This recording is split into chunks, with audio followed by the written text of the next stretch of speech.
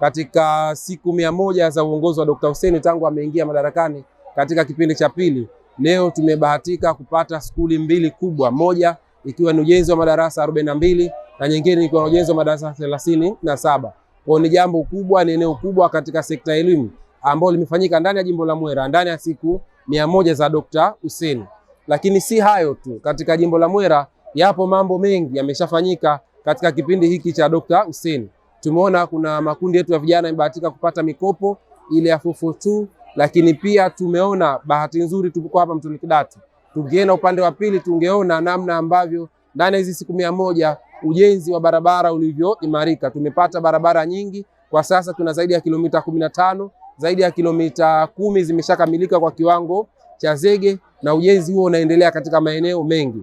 Katika kipindi hiki cha siku 100 tumeshuhudia wakandarasi wakikabidhiwa zaidi ya saiti ya barabara 15 zilizokuwepo katika jimbo letu la Mwera. Bahati nzuri nimesema leo mpo Mtoni Kidatu, tungekuwa kwenye wadi ya Kianga mngeona, tungekuwa kwenye wadi ya Mwera mngeona.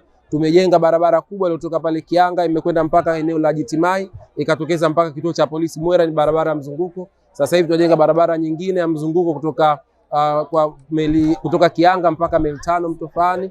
Lakini pia katika hizi siku 100 tunashukuru serikali tayari imeshaingia mkataba mpya wa ujenzi wa barabara kubwa na ya kisasa itakayokuwa katika njia 4 kutoka Meli 6 pale mpaka Mwakaje. Barabara ambayo kwa kiwango kikubwa itapita katika eneo letu, itakuwa ni chachu ya kuleta harakati za maendeleo, lakini pia itaondosha na kupunguza usumbufu wa ajali uliokuwa ukitokea kwenye maeneo yetu, hasa kwenye maeneo ya madaraja.